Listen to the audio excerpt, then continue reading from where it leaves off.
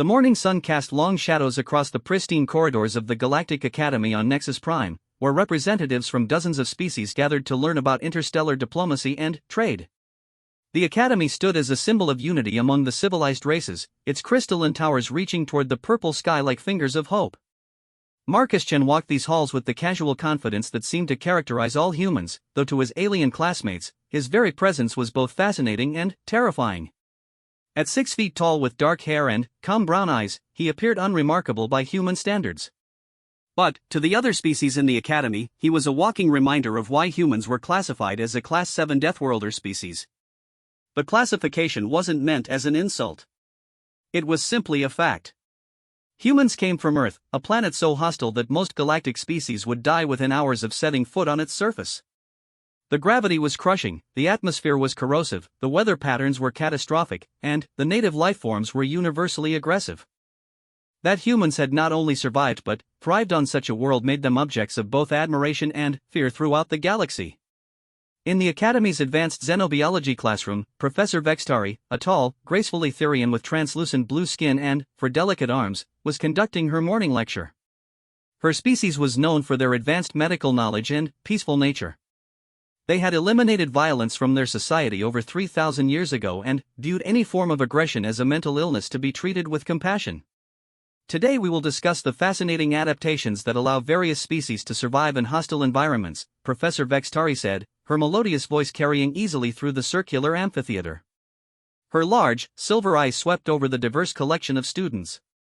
Consider the thermal Krillians, who can withstand temperatures that would instantly vaporize most organic matter. Marcus sat in the middle section, surrounded by his usual study group. To his left was Xandra, a crystalline whose body resembled living gemstone and who communicated through harmonic vibrations. Her species was incredibly old and wise, having achieved interstellar travel when humans were still discovering fire. To his right sat Pip, a small, furry Nemorian who looked like a cross between a koala and a hamster. The Nemorians were known for their incredible technological aptitude despite their diminutive size. Behind them sat Corvin, a massive saurian whose reptilian ancestors had dominated their homeworld for millions of years. Despite his intimidating appearance, with scales like armor plating and teeth designed for ripping flesh, Corvin was studying to become a peace negotiator. His species had learned through bitter experience that their natural aggression needed to be channeled constructively. The key to understanding survival adaptations, Professor Vextari continued, is recognizing that what seems impossible to one species may be routine for another. Take the pressure tolerances of deep ocean dwellers, or the radiation resistance of the solar-touched. A thin tentacle shot up from the front row.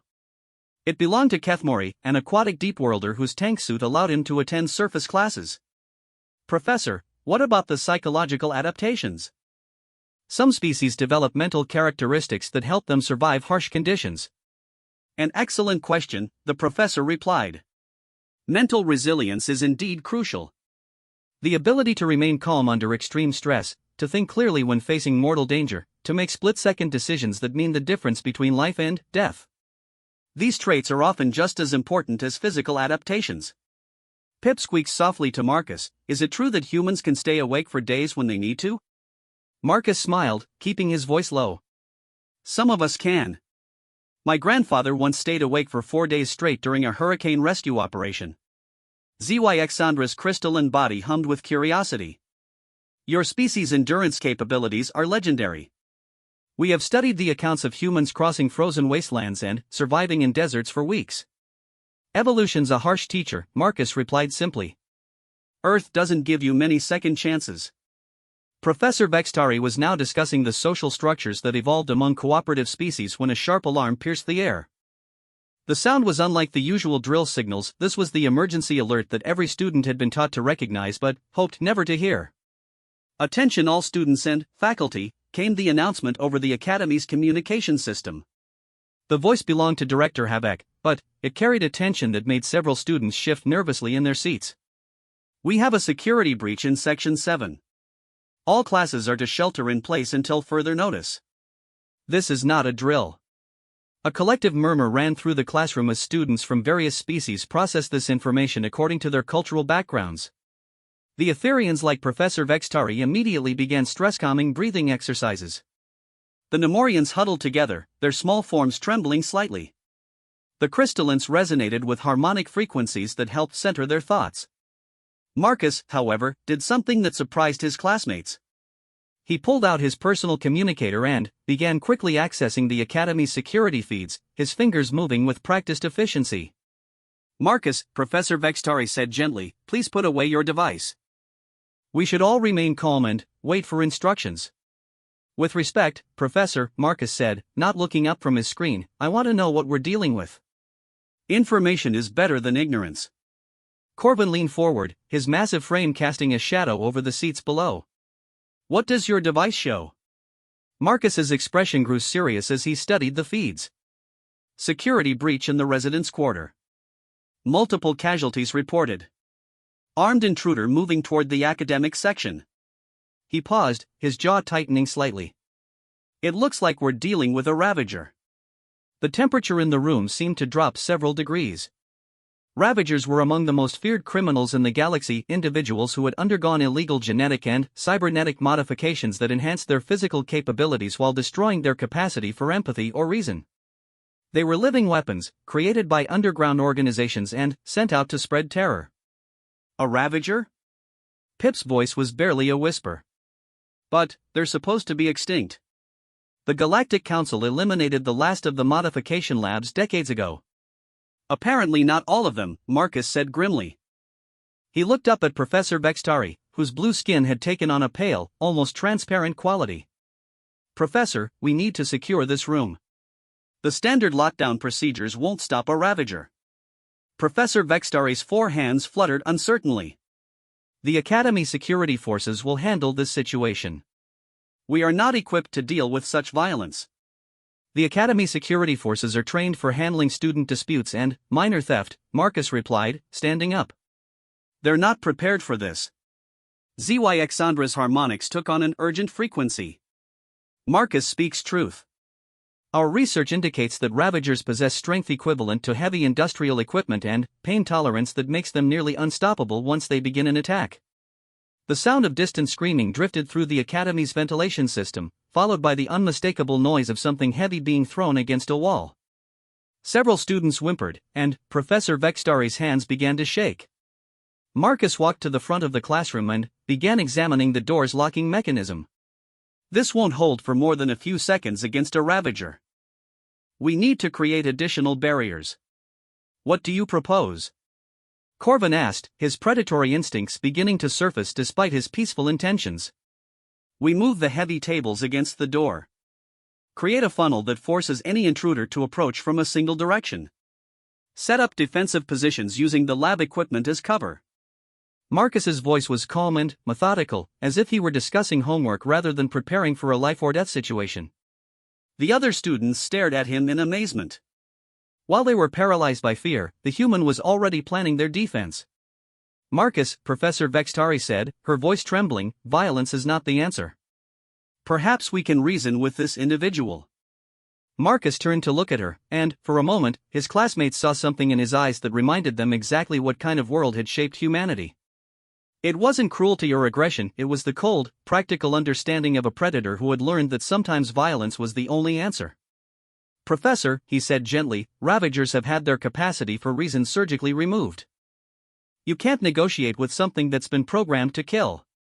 The sound of approaching footsteps echoed through the corridor outside, accompanied by a mechanical whirring that sent chills through the assembled students.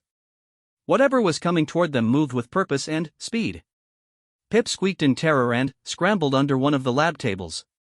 Several other students began to sob quietly. ZYXandra's crystalline form resonated with frequencies of deep distress. Even Corbin, despite his formidable natural weapons, looked uncertain. Marcus, meanwhile, had begun systematically examining the classroom for anything that could be used as a weapon or defensive tool. He pulled chemical containers from the lab stations, checked the stability of the overhead projector mounting, and tested the weight of various pieces of equipment. "What are you doing?" whispered one of the deepwater students from her environment suit. "Preparing," Marcus replied simply. The footsteps were getting closer now, accompanied by a sound like metal scraping against stone. Through the door's window, a shadow passed by, something tall and angular that moved with unnatural speed. Professor Vextari had backed against the far wall, her four hands pressed against her chest in her species' gesture of ultimate distress. "This cannot be happening. The Academy is a place of peace and learning. Sometimes peace has to be defended," Marcus said, positioning himself near the door. The shadow passed by the window again, and this time they could see it clearly. The Ravager had once been humanoid, but extensive modifications had transformed it into something that belonged in a nightmare. Its arms had been replaced with mechanical appendages that ended in razor-sharp claws. Its legs were cybernetic, allowing it to move with inhuman speed and precision. Most disturbing of all, its head had been partially replaced with a targeting system that glowed with malevolent red light. The creature stopped outside their classroom door and turned its sensor array toward the window. For a moment, it seemed to be scanning the room, counting the life forms inside. Then, it smiled, revealing teeth that had been replaced with serrated metal implements designed for maximum damage. The Ravager raised one clawed hand and placed it against the door. The metal began to glow and warp under the pressure of its enhanced grip. Several students screamed. Professor Vextari collapsed to her knees, overwhelmed by the sheer wrongness of the creature outside. But Marcus Chen did something that would be talked about for generations among the species of the Galactic Academy. He chuckled. It wasn't a sound of madness or fear. It was the low, confident chuckle of someone who had just realized that the monster trying to break down their door had made a serious mistake. "Marcus?" Corvin whispered, unsure whether his human friend had finally snapped under the pressure. Marcus turned away from the door and began rolling up his sleeves with deliberate calm. "You know what the funny thing is?" he said, his voice carrying easily through the terrified classroom. "This thing thinks it's the apex predator here." The door began to buckle under the Ravager's assault. "It's been modified to be stronger, faster, and more aggressive than its original species," Marcus continued, pulling off his academy jacket and setting it carefully aside. "But its creators made one critical error." The lock gave way with a screech of tortured metal. Marcus smiled, and, for the first time since the crisis began, his classmates saw exactly why humans were classified as a Deathworlder species. It wasn't just their physical capabilities or their endurance. It was the fact that when faced with the ultimate predator, their first instinct wasn't to run or hide. It was to hunt. They assumed that artificial predator beats natural predator, Marcus said, cracking his knuckles as the door began to swing open. But you can't improve on 4 billion years of evolution on a Deathworld. The Ravager stepped into the classroom, its targeting sensor sweeping the room as it selected its first victim. It never got the chance. Marcus moved with a speed that shocked even Corvin, who had thought he understood human capabilities. But this wasn't just about speed, it was about the instant transformation from peaceful student to something that had been forged in the crucible of humanity's most dangerous planet. The Ravager's enhanced reflexes were impressive, but they were programmed responses based on predictable attack patterns. Marcus fought like something wild and unpredictable, using tactics that no civilized species would ever consider. He feinted left, then dove right, rolling under the creature's slashing claws and coming up behind it. Before the Ravager could turn, Marcus had grabbed a heavy molecular scanner from one of the lab stations and brought it down on the creature's knee joint with devastating precision. The Ravager stumbled but didn't fall. It spun around faster than any organic being should have been able to move, its claws whistling through the air where Marcus's head had been a split second before. But Marcus was no longer there. He had anticipated the counterattack and was already moving, staying inside the creature's reach where its long claws were less effective. The watching students could hardly believe what they were seeing. The monstrous Ravager that had terrorized the academy was being systematically dismantled by a human who barely came up to its chest. Marcus wasn't fighting with rage or desperation. He fought with the cold calculation of a predator that had been born on a world where everything wanted to kill you, where making a single mistake meant death, where only the smartest and most adaptable survived. The Ravager tried to grab him with its enhanced grip strength, but Marcus slipped the hold and delivered a precise strike to a cluster of neural interfaces at the base of the creature's skull. Sparks flew from damaged circuitry. "Impossible," Professor Vextari whispered. "How can he match something so enhanced?" Zyxandra's harmonics carried a note of awe. "He is not matching it. He is superior to it." The fight continued for several more seconds, but the outcome was never really in doubt. The Ravager had been designed to terrorize civilized species who had long ago abandoned violence. It had never encountered something that had been shaped by a world where violence was simply another survival tool. When the Ravager finally fell, its systems sparking and failing, Marcus stood over it breathing heavily but essentially unharmed. He looked around the classroom at his stunned classmates and professors.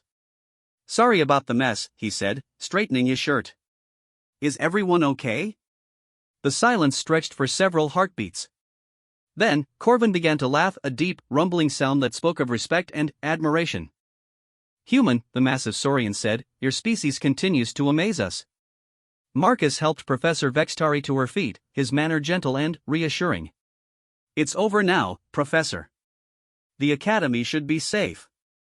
As if summoned by his words, the sound of approaching security forces echoed through the corridors.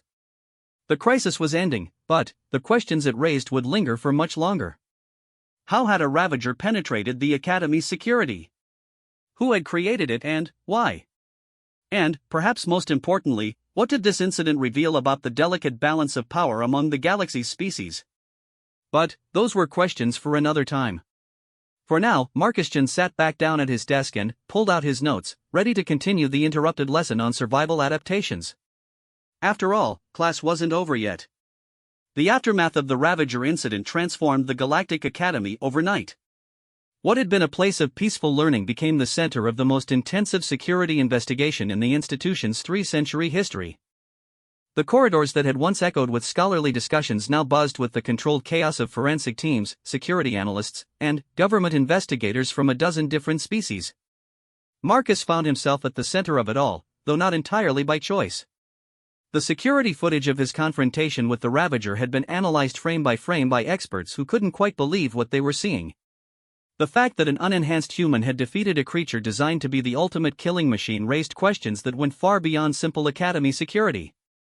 3 days after the incident, Marcus sat in Director Havek's office, surrounded by beings whose very presence indicated how seriously the galactic community was taking this event. Director Havek himself was a distinguished Vorthan, his crystalline carapace reflecting the office's soft lighting as he reviewed reports with methodical precision. To his left stood Commander Rylex of the Galactic Security Force, a Caraxian whose chitinous exoskeleton bore the scars of countless battles. At the window, gazing out at the Academy grounds, stood someone Marcus hadn't expected to see, Ambassador Threnody of the Etherian High Council. "Mr. Chen," Director Havek began, his translator converting his native harmonic language into Standard Galactic, "we find ourselves in a rather unprecedented situation." Marcus shifted in his chair, which had been designed for beings considerably smaller than humans. "Sir, I hope I haven't caused any diplomatic complications." Commander Rylex turned from his examination of the Ravager's remains, which lay dismantled on a containment field nearby. "On the contrary, young human. Your actions have raised some rather important questions about our assumptions regarding combat capabilities among the galactic species." Ambassador Threnody remained at the window, but her melodious voice carried clearly through the room. "The Etherian Council has been studying the security recordings of your encounter. We are puzzled by what we observed." "Puzzled how, Ambassador?" Marcus asked. She turned to face him, her translucent blue features thoughtful. "Your fighting style bore no resemblance to any martial art in our databases. You didn't use the structured combat techniques taught in military academies or security training facilities. Your movements seemed almost improvisational." Marcus considered his response carefully. "Where I come from, we call it street fighting. It's not really a formal style so much as adaptive problem solving under pressure." "Adaptive problem solving," Director Havek repeated, making notes on his datapad. "Could you elaborate on this concept?" "Well," Marcus said, glancing around the room at the assembled officials, "formal martial arts assume you're fighting an opponent who follows certain rules or patterns. But, when you're dealing with something truly dangerous, a natural predator, an environmental hazard, or in this case, a modified killing machine, you can't rely on structured techniques. You have to read the situation in real time and respond with whatever works." Commander Rylex's mandibles clicked thoughtfully. "This suggests a fundamentally different approach to conflict resolution than what most species employ." "It's not about conflict resolution," Marcus corrected gently. "It's about survival." "There's a difference." The distinction seemed to resonate through the room. Ambassador Threnody exchanged a meaningful look with Director Havek. "This brings us to the reason for this meeting," Director Havek said. The investigation into the Ravager's origins has uncovered some disturbing information. A holographic display materialized in the center of the office, showing a complex network of connections between various criminal organizations, black market laboratories, and what appeared to be legitimate research facilities. The Ravager that attacked the Academy was not an isolated incident, Commander Rylex explained. Our intelligence indicates that someone is systematically creating these modified killers and deploying them against targets throughout the galaxy. Marcus studied the display, his analytical mind automatically processing the patterns. These attacks aren't random. They're testing different defenses, gathering data on how various species respond to threats. Precisely, Ambassador Threnody confirmed. Each attack has been carefully designed to probe the weaknesses of our security systems and our natural defensive capabilities. But, your encounter represents the first time a Ravager has been defeated by an unenhanced individual, Director Havek added. This has implications. Marcus began to understand where the conversation was heading. You want me to help you study this problem? More than study it, Commander Rylex said. We believe whoever is behind these attacks will escalate their efforts now that they know their Ravagers can be defeated. They'll need to understand how and why their perfect weapon failed. The holographic display zoomed in on several star systems, showing the locations of recent Ravager attacks. The pattern was becoming clearer, the attacks were moving in a spiral toward the galactic core worlds, testing the defenses of increasingly important targets.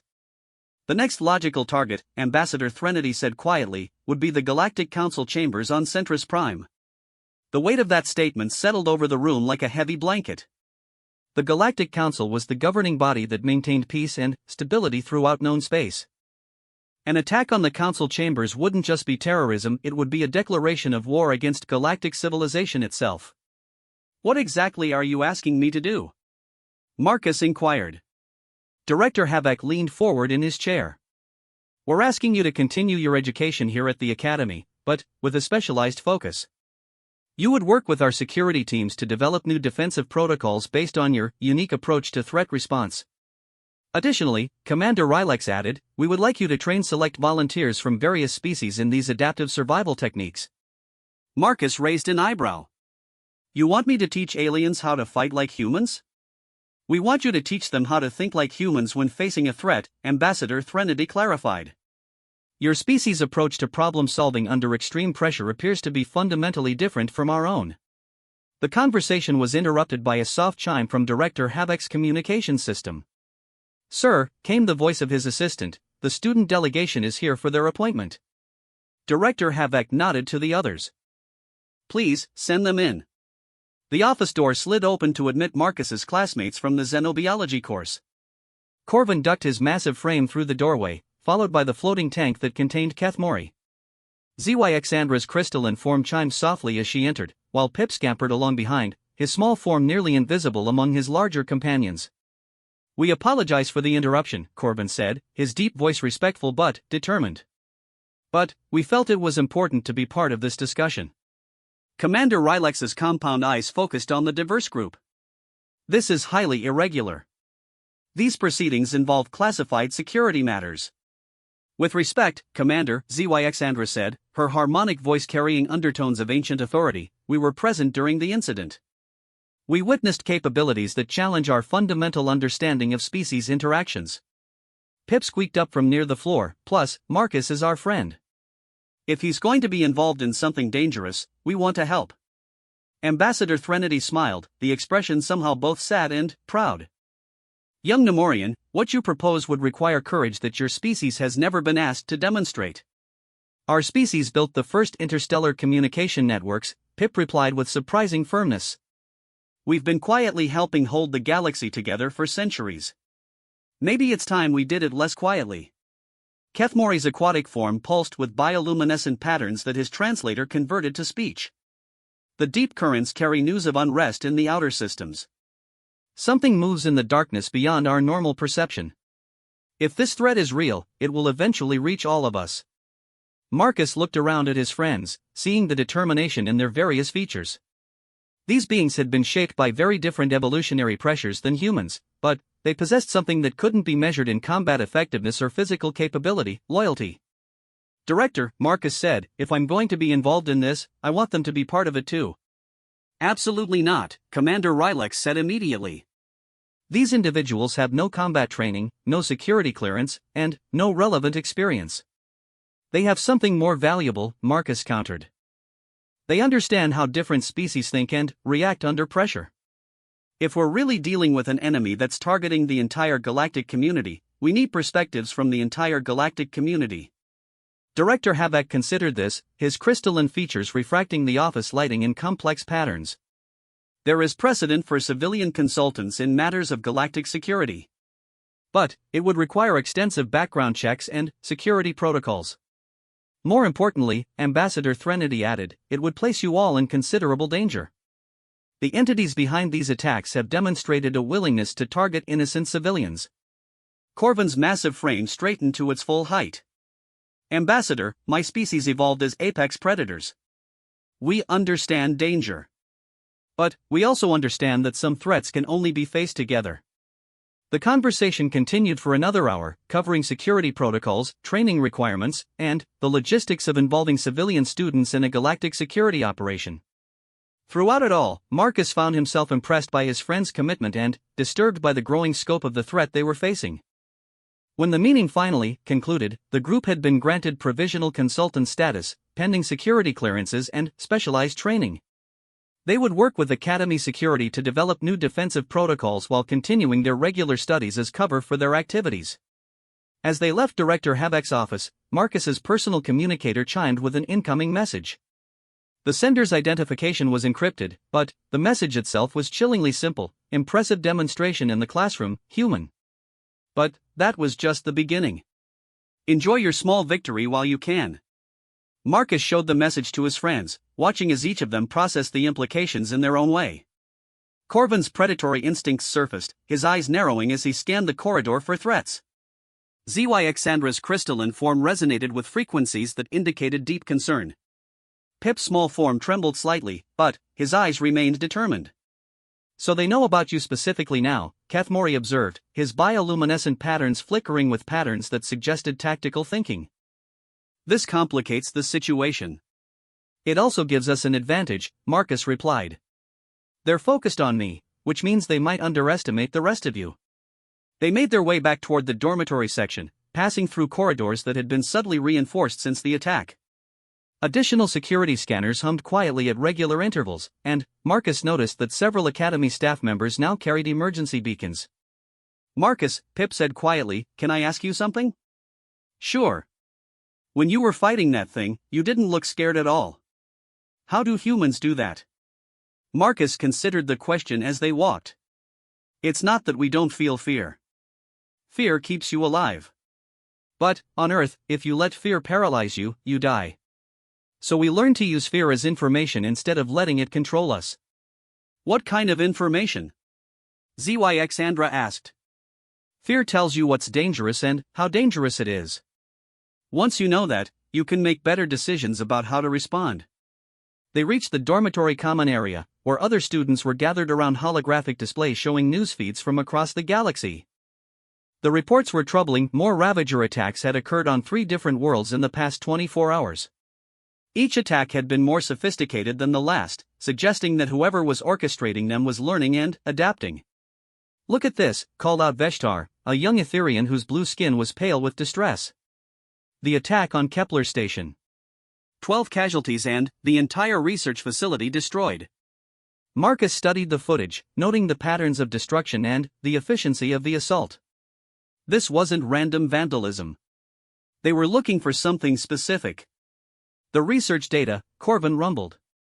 Kepler Station specializes in xenobiology research. Specifically, they study species adaptation and enhancement. The pieces were beginning to form a picture that Marcus didn't like.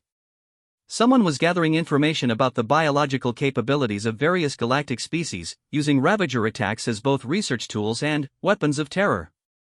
The ultimate goal remained unclear, but the systematic nature of the campaign suggested something far more sinister than simple terrorism.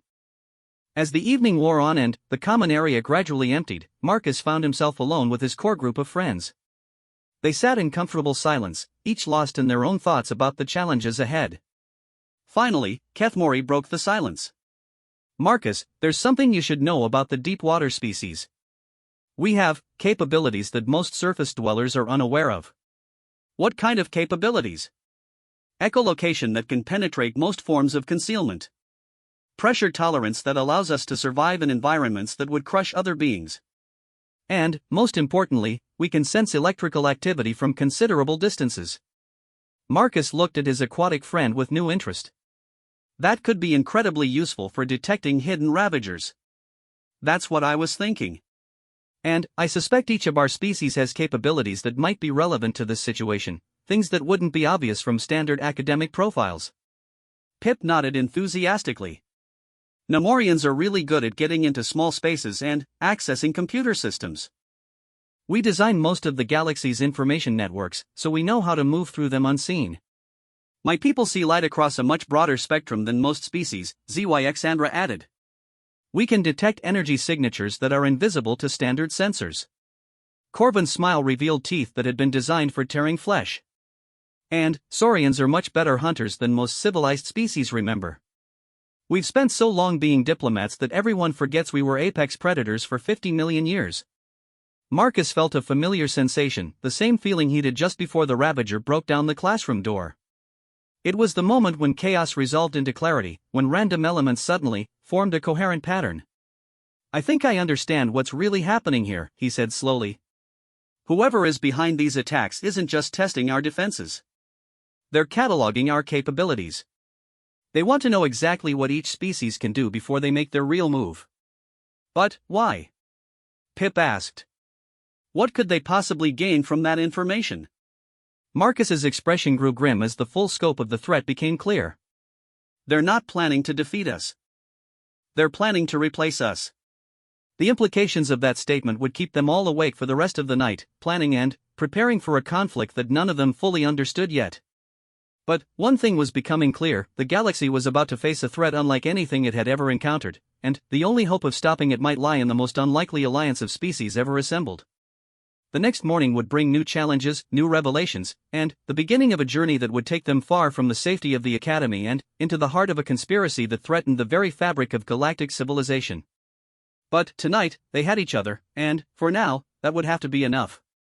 The secure research facility beneath the Galactic Academy hummed with activity that would have been unthinkable just weeks earlier.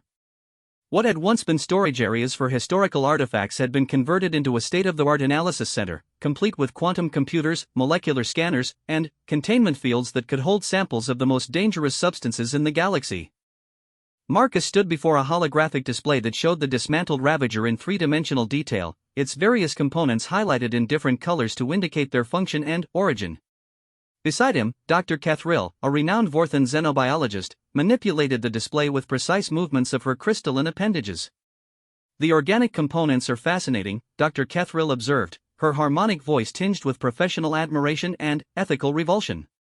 Whoever created this being possessed an understanding of biological enhancement that rivals our most advanced medical centers. But they made critical errors, Marcus noted, pointing to specific areas of the display. The integration between organic and mechanical systems is flawed. The neural pathways were brutally severed and rerouted, which eliminated higher cognitive functions but also created exploitable weaknesses.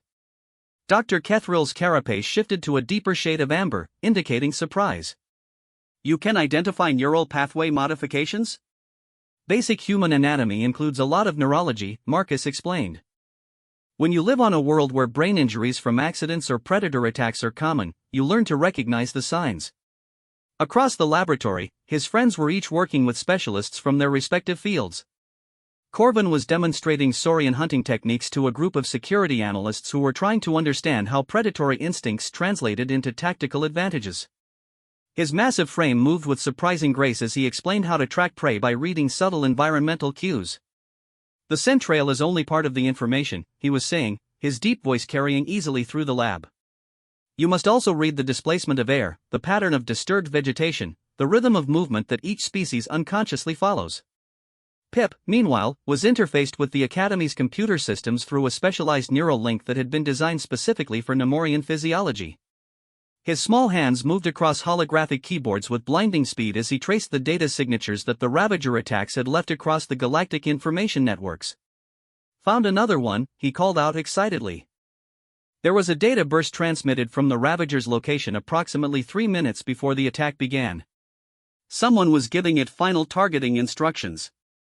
ZYXandra had positioned herself near a specialized sensor array that could detect energy patterns across the entire electromagnetic spectrum. Her crystalline form resonated with frequencies that enhanced the equipment's sensitivity by several orders of magnitude. The energy signature from the Ravager's power core is unlike anything in our databases, she reported, her harmonic voice carrying undertones of concern. The power source appears to be organic, but it generates energy at levels that should be impossible for biological systems. Kethmori floated in a specially constructed analysis tank that allowed him to interface with the facility's deep scan sensors. His bioluminescent patterns pulsed in complex rhythms as he processed information from multiple data streams simultaneously. The water table beneath the academy shows trace contamination, he announced. Molecular signatures suggest that the Ravager was constructed in a facility that uses aqueous suspension chambers for biological modification. The isotopic ratios point to a star system in the Outer Rim territories. Marcus pulled up a star chart and highlighted the region Kethmori had identified. That's Kethmar in space. Officially, it's a dead system. No inhabited worlds, no industrial facilities. Officially, Dr. Kethril repeated, her tone suggesting she found that designation suspect. But the Outer Rim has many systems that are officially uninhabited while serving as bases for activities that civilized species prefer not to acknowledge. The investigation had been proceeding for 2 weeks since the Academy attack, and the picture that was emerging grew more disturbing with each piece of evidence they uncovered. The Ravager program was far more extensive and sophisticated than anyone had initially suspected. What had seemed like isolated terrorist incidents was actually a carefully orchestrated campaign that spanned multiple star systems and involved resources that suggested backing from a major power. Commander Rylex's team found something interesting on Kepler Station, announced Director Havak as he entered the laboratory. His crystalline carapace reflected the facility's lighting in patterns that indicated both urgency and concern. A new holographic display materialized, showing the ruins of the research facility that had been attacked 3 days earlier. The destruction was extensive, but hidden beneath the obvious damage were subtler signs that told a different story. The attackers weren't just destroying the facility, Marcus observed after studying the patterns for several minutes. They were extracting specific research data. Precisely, Director Havak confirmed. The Kepler Station team was working on a classified project involving genetic memory storage. They had developed techniques for preserving and transferring the accumulated knowledge and instincts of entire species. The implications hit Marcus like a physical blow. They're not just cataloging our capabilities. They're stealing them. Corvin's massive frame went rigid as the predatory part of his nature responded to the threat. You're saying they can take our natural abilities and give them to their Ravagers? That appears to be the goal, Director Havak confirmed. If they succeed, they could create modified beings that combine the best attributes of every species in the galaxy. Pip's small hands stopped moving across his interfaces as he processed this information. But that would make them unstoppable. No single species could stand against enemies that possessed everyone's advantages and none of their weaknesses. The laboratory fell silent as the full scope of the threat became clear. They weren't just dealing with terrorists or criminals. They were facing an enemy that sought to supplant the entire galactic community with artificially enhanced beings under their control. There's more, Director Havak continued. Intelligence reports indicate that similar attacks are being planned against research facilities throughout the galaxy. Targets include the Etherian Medical Archives on Sanctuary, the Caraxian Military Academy on Fortress Prime, and the Nemorian Technical Institute on New Burrow. ZYXandra's harmonic voice carried frequencies of deep alarm. Those facilities contain the accumulated knowledge and capabilities of our most advanced species. If this enemy gains access to all of them, game over, Marcus finished grimly. They'll have everything they need to create an army of super Ravagers that can outfight, outthink, and outmaneuver anything we can field against them. The weight of the situation settled over the group like a heavy blanket. They had stumbled onto a conspiracy that threatened not just the Galactic Academy, but the very existence of free civilization in known space.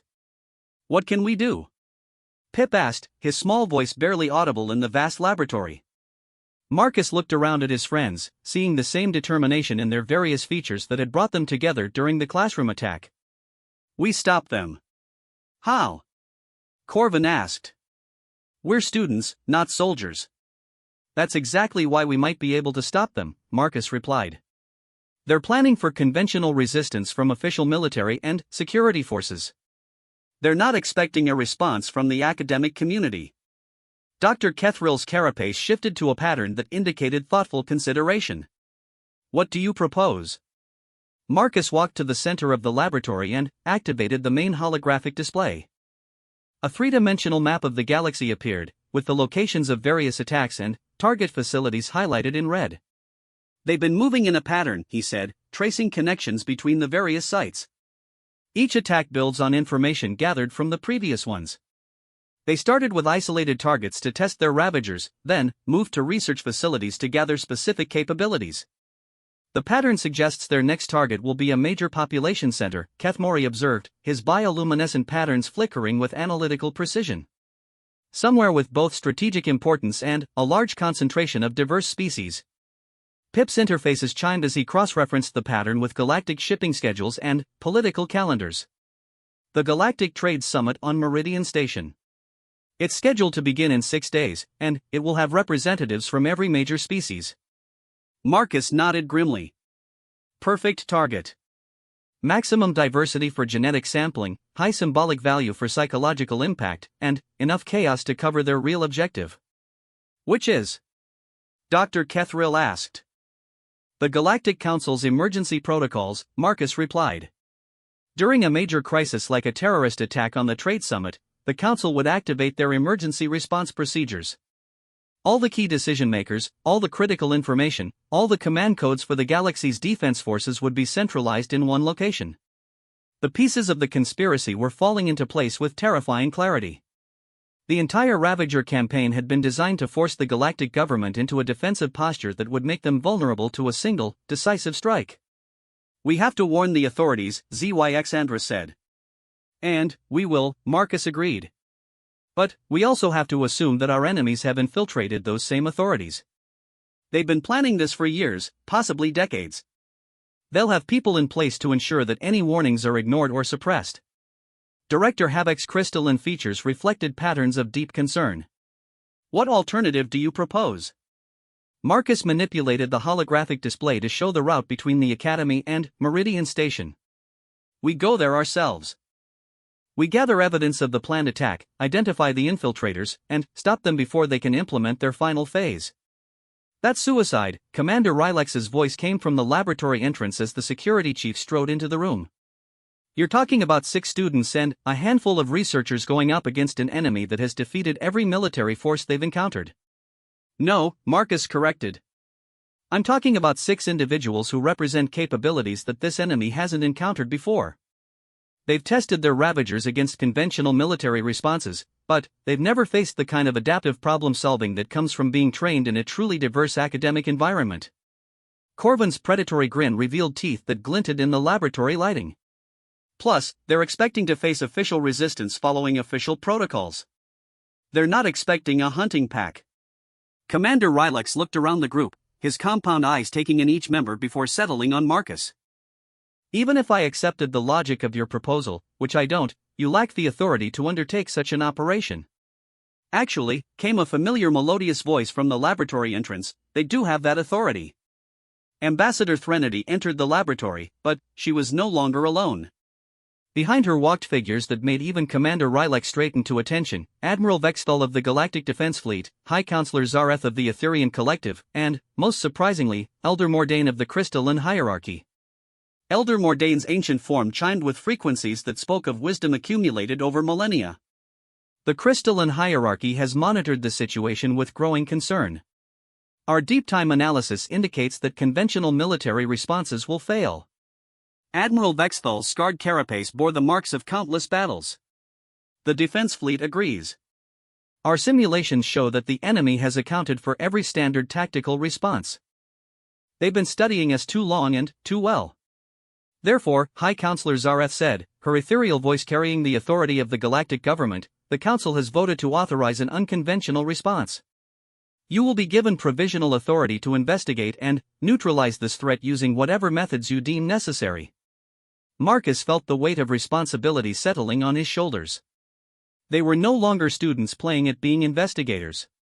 They had become the galaxy's last hope against an enemy that threatened to destroy everything their civilization had built. "What resources will we have?" he asked. "A small, fast ship with advanced stealth capabilities," Admiral Vexthal replied. "Enough equipment to maintain your cover as academic researchers attending the trade summit. And, most importantly, the knowledge that if you fail, there may not be another chance to stop them." The next few hours passed in a blur of preparation and briefings. Their cover story was established. They were attending the trade summit to present research on interspecies cooperation in crisis situations. Their real mission was to identify and neutralize the Ravager threat before it could achieve its ultimate objective. As they boarded the stealth ship that would take them to Meridian Station, Marcus took one last look back at the Academy. The institution that had shaped him and brought him together with his closest friends might not survive what was coming. But, perhaps, if they succeeded, something better could be built in its place. The ship lifted off into the star-filled void, carrying 6 young beings toward a confrontation that would determine the fate of galactic civilization. Behind them, the Academy's towers caught the light of the setting sun, a reminder of all they were fighting to preserve. Ahead of them lay Meridian Station, the trap their enemies had prepared, and the final test of everything they had learned about survival, cooperation, and the true meaning of strength. The galaxy would soon discover whether the bonds forged in a classroom could withstand the ultimate trial of fire and blood. Meridian Station rotated slowly against the backdrop of distant stars, its massive rings catching and reflecting the light of 3 different suns. The trading post had been built at the intersection of 5 major hyperspace routes, making it one of the busiest commercial centers in the galaxy. Thousands of ships from hundreds of different species docked here daily, creating a constantly shifting kaleidoscope of cultures, technologies, and opportunities. To most observers, the station appeared to be functioning normally. Cargo haulers moved between the docking bays and storage facilities. Passenger liners discharged travelers who dispersed throughout the station's commercial sectors. The great central spire that housed the trade summit buzzed with activity as delegates prepared for the most important economic conference in decades.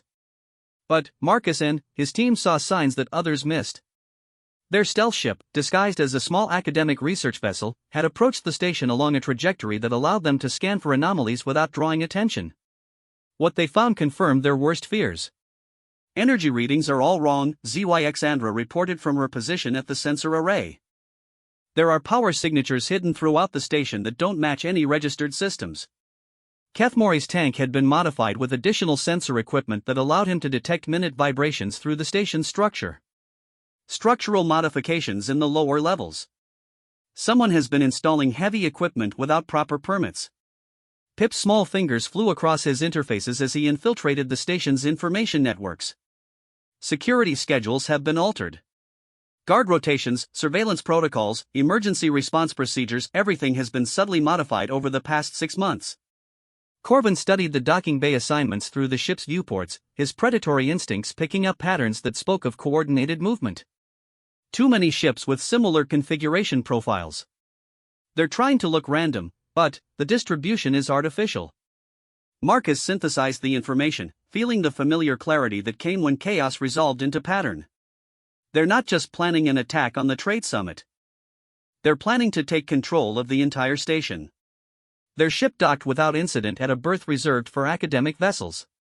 The station's automated systems processed their credentials and assigned them temporary quarters in the researcher section, a collection of modest cabins near the central spire where visiting scholars traditionally stayed during conferences.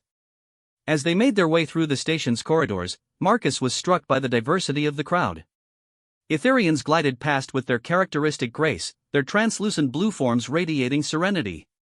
Heavily armored Coraxians moved with military precision, their chitinous exoskeletons gleaming under the artificial lighting.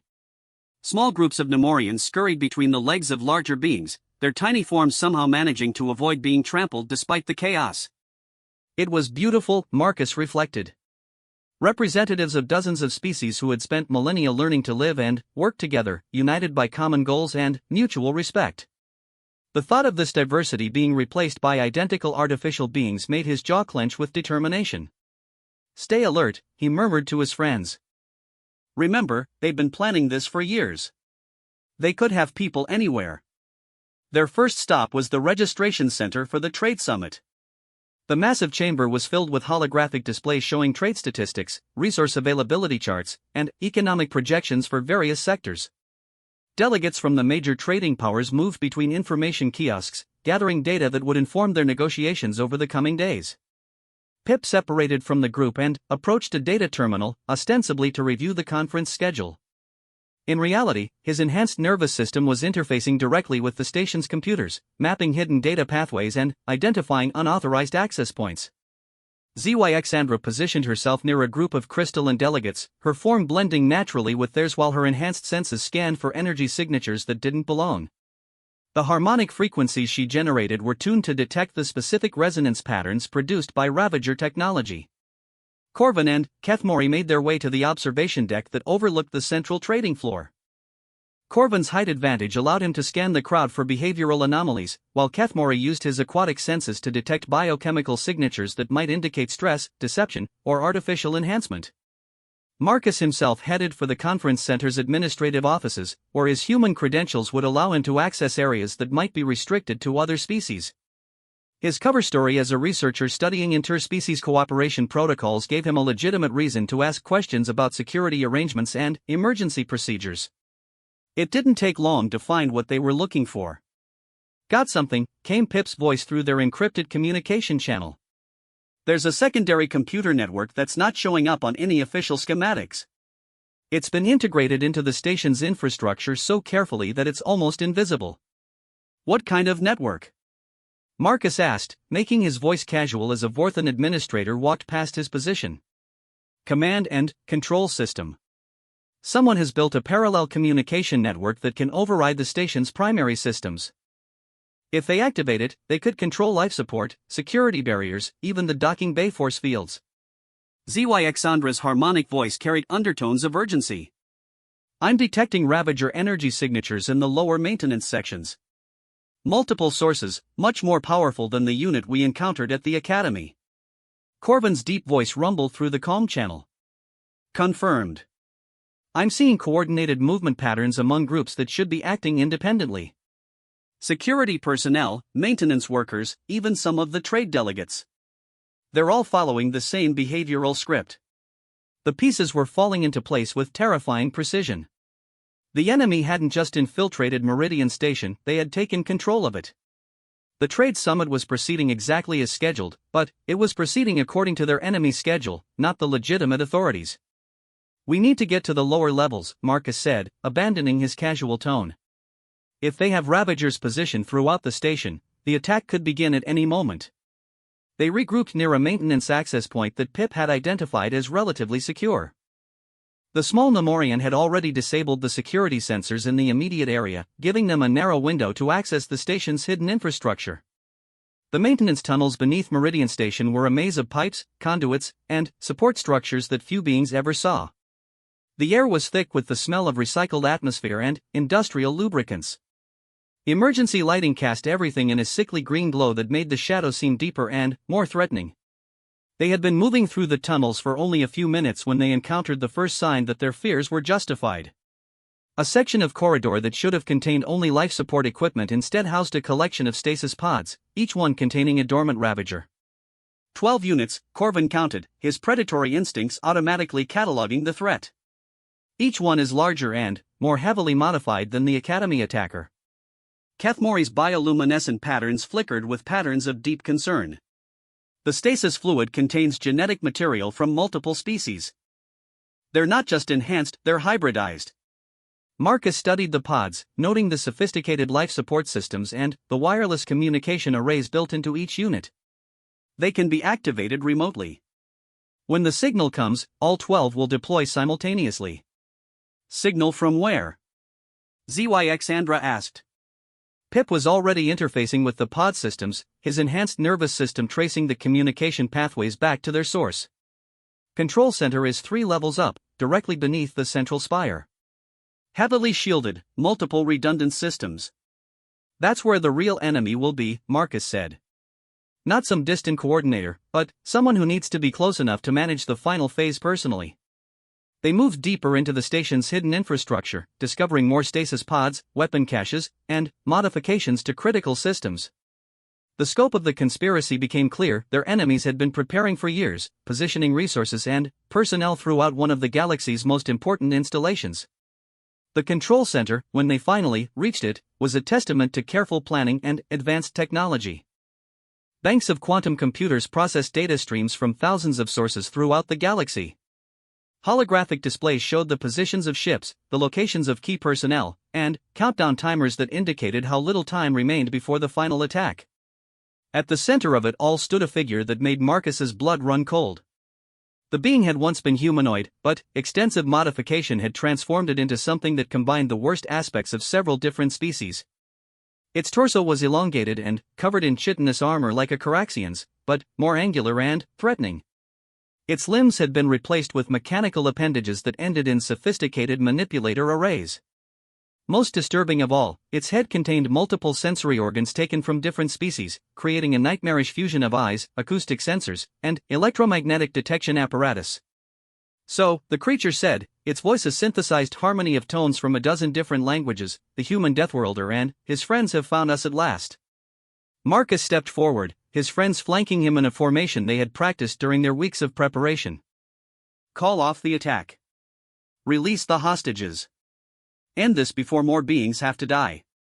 The creature laughed, a sound that incorporated harmonic frequencies from species throughout the galaxy. You still don't understand, do you? There are no hostages. Every being on this station is already under our control. Holographic displays around the control center lit up with images from throughout Meridian Station. In the Trade Summit chamber, delegates continued their discussions, unaware that neural control implants had been subtly influencing their decisions for months. In the security centers, guards followed patrol routes that had been designed to leave critical areas undefended at specific times.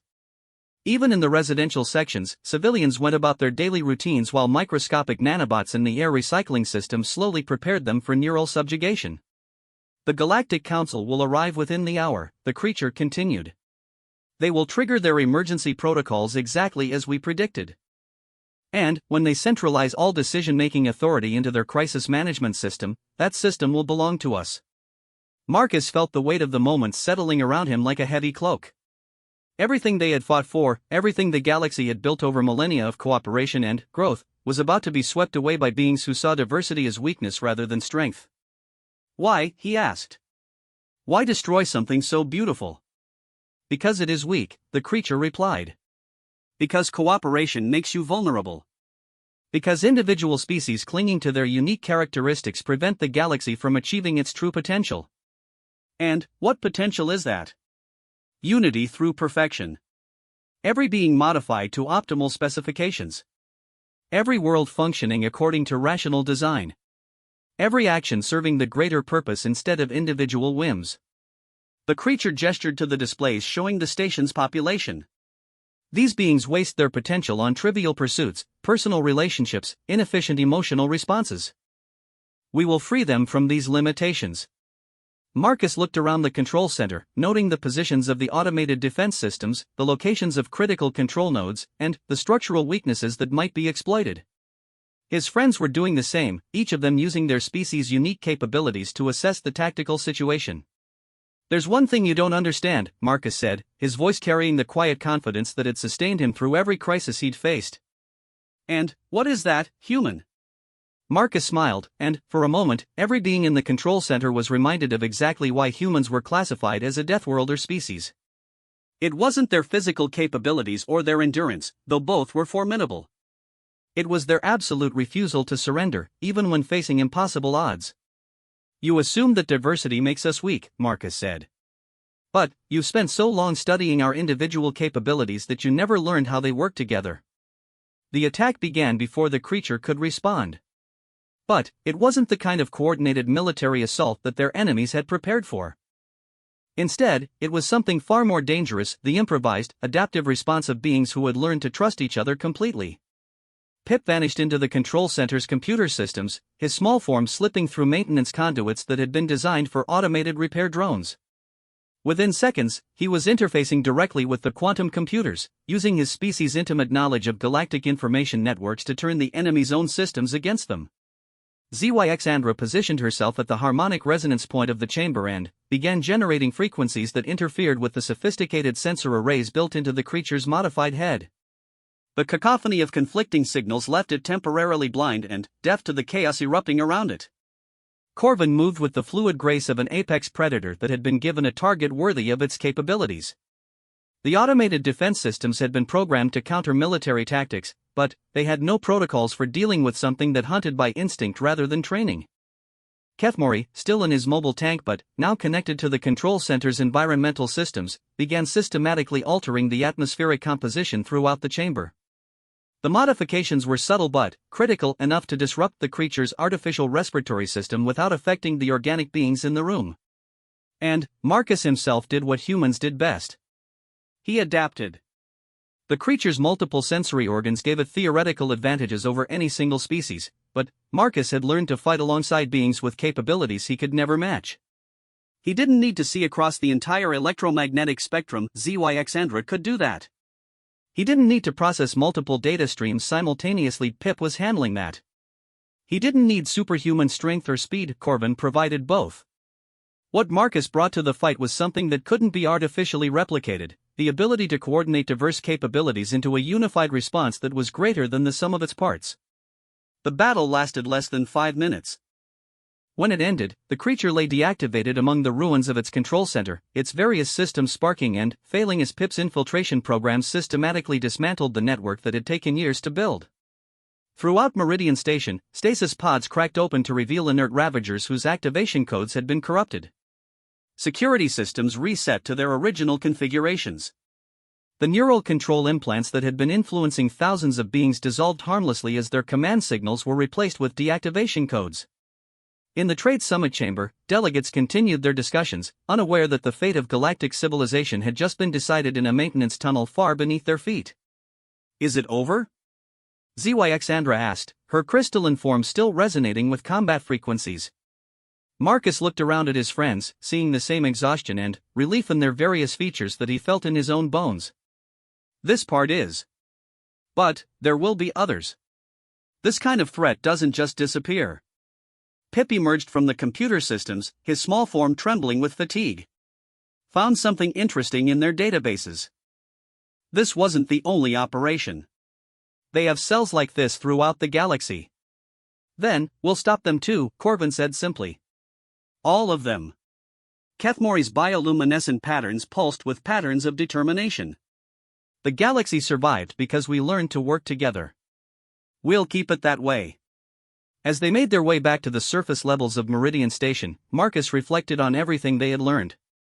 The enemy had been right about one thing: the galaxy's diversity did create vulnerabilities. Different species had different weaknesses, different blind spots, different limitations. But diversity also created something that artificial unity could never match: the ability to adapt, to overcome, to find solutions that no single perspective could discover alone. The Trade Summit continued for 3 more days, reaching agreements that would shape galactic commerce for decades to come. The delegates never learned how close they had come to losing everything they were working to build. Marcus and his friends returned to the Galactic Academy as quietly as they had left, resuming their studies as if nothing had changed. But everything had changed. They had seen what the galaxy was capable of becoming if beings forgot the value of their differences. They had also learned that sometimes the greatest strength wasn't in becoming something more than what you were. Sometimes it was in becoming something better than what you were, not through artificial enhancement, but through the bonds you formed with others who were different from yourself. The classroom where it all began had been repaired and returned to normal use. Professor Vextari continued her lectures on xenobiology, though she now included case studies on adaptive cooperation under extreme stress. Students from dozens of species continued to gather there, learning not just facts and theories, but how to see strength in difference and unity in diversity. And, in the back of the room, 6 friends sat together, sharing knowledge and perspectives that no single species could provide alone. They had learned that the universe was vast and dangerous, filled with beings who would use strength to dominate rather than protect. But they had also learned that as long as there were those willing to stand together, not as uniform copies of the same ideal, but as unique individuals united by common purpose, the galaxy would endure. The greatest victory wasn't in the defeated enemy or the saved station. It was in the simple fact that tomorrow, they would all return to class together, ready to learn something new about the endless possibilities that emerged when different species chose cooperation over conquest. After all, the best lessons were often learned not from textbooks, but from the friends who helped you survive long enough to understand them.